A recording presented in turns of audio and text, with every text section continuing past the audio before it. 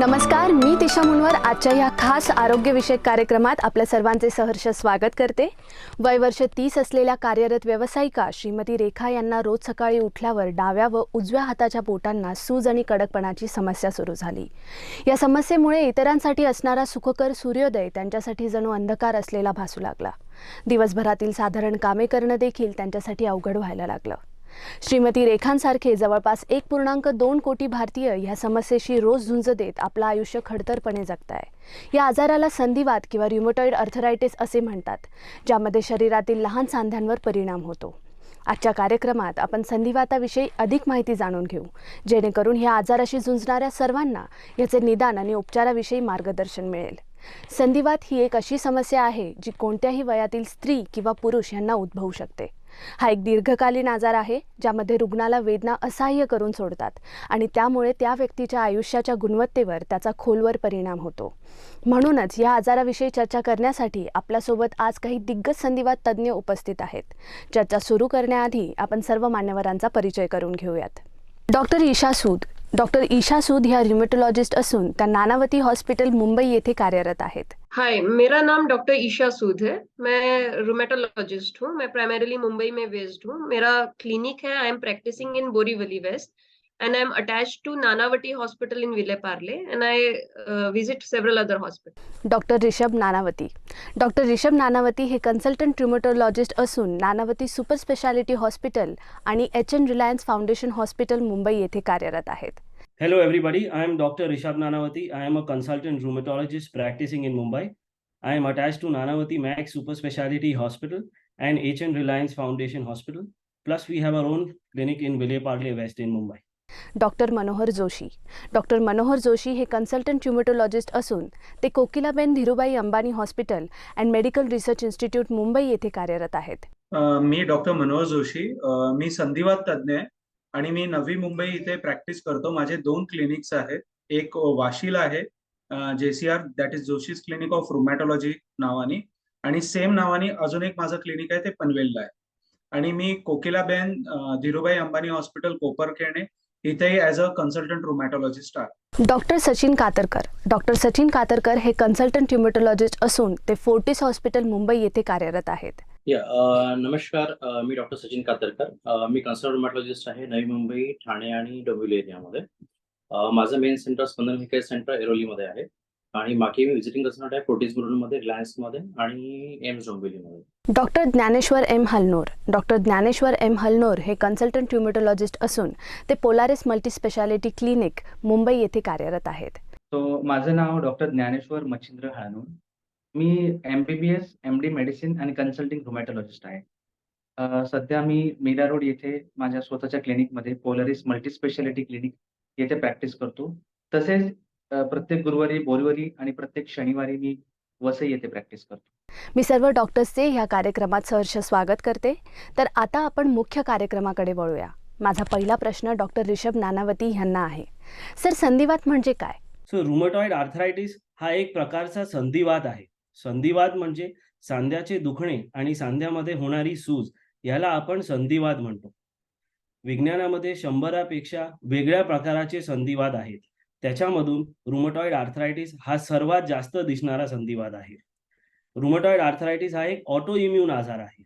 Auto immune म्हणजे आपले शरीर स्वतःच्या पेशी आणि बाहेरच्या पेशी यामध्ये फरक करू शकत नाही. त्याच्यामुळे सांध्यांमध्ये त्रास होतो, ज्याला आपण संधिवात म्हणतो. हा प्रकारचा संधिवात बायकांमध्ये पुरुषांपेक्षा जास्त दिसला जातो. रुमॅटॉइड आर्थरायटिस हा संधिवात हातांची बोटं आणि मनगट आणि पायांची सांध्यांमध्ये सर्वात पहिलं जाणवला जातो. अगर ह्या टाइमवर डायग्नोसिस आणि ट्रीटमेंट आपण इनिशियली स्टार्ट केली नाही, तेव्हा हा आजार मोठ्या सांध्यांमध्ये जसे की शोल्डर, एल्बो, नी आणि अँकलमध्ये पण दिसतो. आपले खूप आभार सर. माझा पुढचा प्रश्न डॉक्टर ज्ञानेश्वर एम हलनोर यांना आहे. संधिवाताची लक्षणे काय आहेत? आता संधिवात म्हटलं तर समाजामध्ये फार भीतीचं वातावरण. संधिवात झाला की तो बरा होईल की नाही, पण संधिवात झाला हे कन्फर्म करण्यासाठी आपल्याला डॉक्टरांकडे जाऊन त्याचे सिम्पटम्स तुम्हाला सगळे कन्फर्म करावे लागतील. जसे की सिम्पटम्स मध्ये सकाळी उठल्यानंतर छोट्या सांध्यांना सूज येणं, छोट्या सांध्यांना लालपणा होणं, छोटे सांधे दुखणं, काम करायला प्रॉब्लेम होणं, सकाळी उठल्यानंतर बेडमधून उठताना, बाहेर पडताना तुम्हाला वीकनेस म्हणा किंवा शरीर जखडलेलं असतं. हे प्रायमरी सिम्प्टम्स पेशंट सांगतात. कधी-कधी रुमॅटॉइड आर्थरायटिस जॉइंटच नाही, तर तुमच्या डोळ्यामध्ये लालपणा, तुमच्या तोंडामध्ये अल्सर्स येणं, तुमचे खूप जास्त केस गळणं, तुम्हाला श्वास घ्यायला त्रास होणं, अंगावरती गाठी येणं, ही काही अनयुज्युअल सिम्प्टम्स रुमॅटॉइड आर्थरायटिसचे आहेत. बट युज्युअली रुमॅटॉइड आर्थरायटिस सुरुवातीला आपल्या जॉइंट्सला इन्व्हॉल्व करतो. सर मला सांगा, संधिवाताची कारणे काय आहेत? आता रुमॅटॉइड आर्थरायटिस, संधिवात हा कशामुळे होतो? संधिवात हा असा आजार आहे, तो आपल्या स्वतःच्या प्रतिकारक शक्तीच्या डिस्टर्बन्सेसमुळे तयार होणारा आजार आहे. त्याला आपण ऑटो इम्यून आजार म्हणतो. ऑटो इम्यून म्हणजे स्वतःची इम्युनिटी आपल्या स्वतःच्या अगेन्स्ट काम करायला सुरुवात करते. त्यावेळेस हा आजार होऊ शकतो. रुमॅटॉइड आर्थरायटिस होण्याची कारणं एक तर अनुवांशिक असू शकतात. प्लस आपल्या लाईफस्टाईलमध्ये काही आपण चुकीच्या गोष्टी करत असतो. जसं की स्मोकिंग म्हणा, ड्रिंकिंग म्हणा, जसं की लठ्ठपणा, ओबेसिटी हा एक दीज आर सम हे काही प्रमाणात रिस्क फॅक्टर आहे. प्लस आपल्या फॅमिलीमध्ये, फॅमिलीच्या बॅकग्राऊंडमध्ये कुणाला रुमॅटॉइड आर्थरायटिस किंवा संधिवात असेल, तर आपल्याला अनुवंशिकतेने आपल्यामध्ये येण्याचे चान्सेस 3 टाइम्स जास्त वाढतात. आपले खूप आभार सर. माझा पुढचा प्रश्न डॉक्टर सचिन कातरकर यांना आहे की संधिवात या आजाराला आपण कसं डायग्नोज करू शकतो? मेन डायग्नोसिस जे आहे आम्ही क्लिनिकल करतो. 78% डायग्नोसिस हे क्लिनिकली होतं. म्हणजे पेशंट जेव्हा आमच्याकडे येतो त्यावेळेस पेशंट सांगतो की मला स्मॉल जॉइंट्स, बोटांच्या जॉइंट्समध्ये वगैरे पेन आहे, सूज आहे किंवा मला अकडलेलं आहे किंवा बाकी ज्या वेळेस आम्ही एक्झामिन करतो त्यावेळेस आम्हाला त्या जॉइंट्समध्ये सूज दिसणं किंवा त्याच्यामध्ये जसं बोटांना आम्ही टच केलं की त्यावेळेस पेशंट होतं की नाही मला पेन होतंय, स्वेलिंग असणं, हे सगळं दिसलं की आमचं डायग्नोसिस क्लिनिकली होतं. सोबत ब्लड टेस्ट पण काही आहे ज्याच्यामध्ये रुमॅटॉइड फॅक्टर आम्ही करतो किंवा एनटीसीसीपी नावाची टेस्ट आहे ती आम्ही करतो. आणि बाकी बऱ्याचशा पेशंटमध्ये नेहमी आढळतो. म्हणजे आम्ही सीबीसी, हिमोग्लोबिन चेक वगैरे करतो. तर मग लिव्हर आणि किडनीच्या टेस्ट करतो. आणि काही पेशंटमध्ये असोसिएटेड कनेक्टिव्ह टिश्यू डिसऑर्डर राहू शकतो. मग त्या केसेसमध्ये आम्ही एएनए नावाची टेस्ट पण ॲड मध्ये करू शकतो किंवा ॲडवाइस करू शकतो. आणि सोबत समजा पेशंटला जॉईंटमध्ये डिफॉर्मिटी वाटतंय किंवा खूप सिव्हिअर इन्फ्लमेशन जर असेल तर आम्ही त्यावेळेस हातांचा एक्सरे करणं किंवा गुडघ्यामध्ये पेन असेल तर गुडघ्याचा एक्सरे करणं. तर एक्सरे सांगू शकतो, कधी लोकल सोनोग्राफी किंवा कधी कधी फारच सिव्हिअर केस वाटलं किंवा आम्हाला वाटतं की नी मध्ये किंवा जॉईंटला डॅमेज आहे त्यावेळेस आम्ही एमआरआय पण ॲडवाइस करू शकतो. आपण पुन्हा एकदा डॉक्टर रिषभ नानावती यांच्याकडे वळूयात. डॉक्टर मला सांगा, संधिवातासाठी कोणत्या उपचार पद्धती उपलब्ध आहेत? रुमॅटॉइड आर्थरायटिस ह्याचे ट्रीटमेंट ऑप्शन्स खूप आहेत. एकदा जेव्हा रुमॅटॉइड आर्थरायटिस पेशंटला आहे ते एस्टॅब्लिश झालं त्याच्यानंतर ट्रीटमेंटचे मेन गोल्स आहेत to reduce the pain and inflammation of the joint. त्याच्यामुळे सांध्याचे दुखणं कमी होणार आणि सूजमुळे होणाऱ्या सांध्याचे नुकसान पण कमी होतात. इनिशियल ट्रीटमेंटमध्ये पेन किलर आणि स्टिरॉइड्स द्यावे जातात.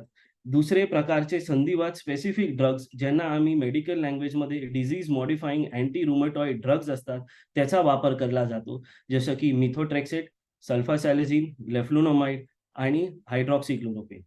काही पेशंटमध्ये ह्या डे टू डे औषधांमध्ये पण आर्थरायटिस कंट्रोल होऊ शकत नाही. त्या पेशंटमध्ये मोर स्पेसिफिक ड्रग्स जसे की बायोलॉजिक्स यूज केले जातात, ज्यांना आम्ही TNF अल्फा इनिबिटर्स किंवा जॅक इनिबिटर्स म्हणतो. ते इंजेक्शन रूपमध्ये किंवा ओरल टॅबलेटमध्ये पण दिलेले असतात. काही पेशंटमध्ये despite giving all forms of treatment arthritis खूप अग्रेसिव्ह असल्यामुळे पेशंटला हिप किंवा नीची रिप्लेसमेंट सर्जरी सुद्धा लागते. आमच्याकडे खूप पेशंट असे आलेले आहेत ज्यांना पहिल्या दिवशी आयदर व्हीलचेअर किंवा वॉकरवर होते. डे टू डे ॲक्टिव्हिटीज करण्यामध्ये त्रास होता. पण टाईमली डायग्नोसिस आणि अर्ली इनिशिएशन ऑफ ट्रीटमेंटमुळे ते सगळे पेशंट त्यांचे स्वतःचे काम पण डेली ॲक्टिव्हिटीज पण करू शकतात. धन्यवाद सर या मार्गदर्शनासाठी. पुढील प्रश्नासाठी आपण डॉक्टर ईशा सूद मॅडम यांच्याकडे वळूया. मॅडम, माझा प्रश्न असा आहे की संधिवात आणि ऑस्टिओआर्थराइटिसमध्ये काय फरक आहे? रोमेटॉइड आर्थराइटिस जो है वो संधिवात है, ये किसी भी उम्र में हो सकता है। 3 साल के बच्चे से लेकर 90 साल के पुरुष तक में ये पाया जाता है। जबकि ऑस्टियोआर्थराइटिस जो है वो एक तरह का उम्र के हिसाब से जो आर्थराइटिस हो जाता है वो है। ऑस्टियोआर्थराइटिस मतलब क्या, जैसे उम्र के साथ आपके बाल सफेद हो रहे हैं उसी तरह उम्र के साथ आपके जोड़ जो है वो भी खराब हो रहे हैं। ऑस्टियोआर्थराइटिस ज्यादातर हमारे घुटनों को इन्वॉल्व करता है, घुटनों के जोड़ों में आता है, जिसकी वजह से सीढ़ी चढ़ने उतरने में दिक्कत, जमीन पे बैठकर उठने में दिक्कत, ज्यादा देर चलने में दिक्कत आती है, और कभी-कभी ये हमारे हाथ के जोड़ों में भी आ सकता है। जबकि रुमेटॉइड आर्थराइटिस संधिवात जो है वो बॉडी के किसी भी जोड़ पे आ सकता है।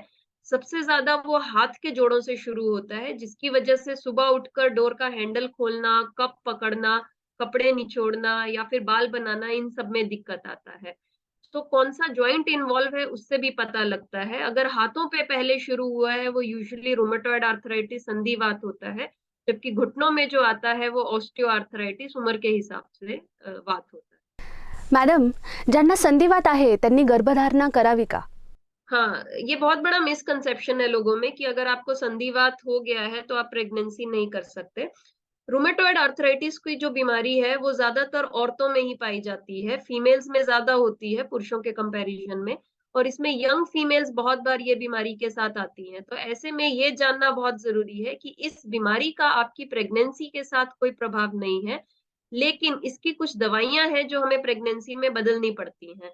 जो इसकी मेन 2 दवाइयां हैं वो प्रेगनेंसी अगर किसी को करना है तो वो दवाइयां बंद कर हम ऐसी दवाइयां शुरू करते हैं जिसमें आपकी नॉर्मल प्रेगनेंसी हो सकती है। ये बीमारी ना तो आपका प्रेग्नेंट होने का कोई चांस कम करती है और ना ही इस बीमारी से बच्चे को कोई तकलीफ हो सकती है। सो इस बीमारी में प्रेगनेंसी जो है वो आप नॉर्मल हर तरीके से कर सकते हैं, प्रोवाइडेड आपको अपने रोमेटोलॉजिस्ट के टच में रहना पड़ता है during pregnancy end before planning pregnancy. Madam, आपण दिलेल्या ह्या महत्त्वपूर्ण माहितीसाठी आपले आभार. माझा पुढचा प्रश्न डॉक्टर मनोहर जोशी यांना आहे. सर, योगा किंवा व्यायामाने संधिवात नियंत्रणात आणता येतो का? जसं मी म्हटलं की फक्त मेडिकल मॅनेजमेंट किंवा गोळी औषधच तुमच्या मेन ट्रीटमेंटचं स्टे नाही आहे. त्या औषधांबरोबर तुम्हाला व्यायाम करणं, दॅट इज एक्सरसाइज करणं हे खूप महत्वाचं आहे. So yoga is definitely going to play important role की तुम्हाला तुमच्या आजाराला कंट्रोल करण्यासाठी आणि तुमच्या जॉईंटची फ्लेक्झिबिलिटी इम्प्रूव्ह करण्यासाठी डेफिनेटली योगाचं खूप किंवा एक्सरसाइजचं खूप मोठं रोल आहे. सो जर कम्पेअर करायचं असेल की मी एका हाताने टाळी वाजत नाही, सो फक्त औषधांनी तुमचा आजार पूर्णपणे शांत राहणार नाही, त्याच्याबरोबर तुम्हाला एक्सरसाइज किंवा योगा करणं तेवढंच महत्वाचं आहे. किंबहुना त्याच्यामुळं तुमच्या सांध्यांची जी मोबिलिटी आहे किंवा फ्लेक्झिबिलिटी आहे ती तशीच राहील आणि जॉईंट्स डॅमेज होणार नाही. सो डेफिनेटली मेन औषधांबरोबर जे तुम्हाला आयुष्यभर खायचे आहेत किंवा खायला लागणार त्याच्याबरोबर एक्सरसाइज ही आयुष्यभर करणं तितकंच महत्वाचं आहे. सर, संधिवाताचा त्रास कधी-कधी फार असह्य होऊ शकतो. अशा वेळी रुग्णाने सकारात्मक कसे राहावे? तसं तुम्ही संधिवात 2 मिनिटासाठी विसरा. मी म्हणेल की डायबिटीज आणि ब्लड प्रेशर. जसं डायबिटीज आणि ब्लड प्रेशर फ्लक्च्युएट होत असतो, तुमची औषधं चालू राहिली तरी ते फ्लक्च्युएट होत असतो, तर तुम्ही त्याच्यात डिस्टर्ब होत नाही. पण संधिवातामुळे ते पण तसाच हा आजार फ्लक्च्युएट होत राहणार. म्हणून तुम्ही घाबरायचं किंवा स्ट्रेस्ड आउट व्हायचं हे गरजेचं नाही. जसं तुमचा आजार फ्लक्च्युएट झाला, समजा आजार वाढला, तर तुम्ही तुमच्या रोमॅटॉलॉजिस्ट किंवा संधिवात तज्ञाला लगेच कॉन्टॅक्ट करा, सो की ते तुमचा आजार असेस करतील आणि जर गरज वाटली तर औषधं वाढवतील. म्हणून आजार अधनं फ्लक्च्युएट होत असेल तर त्याच्यामुळे घाबरण्याची गरज नाही.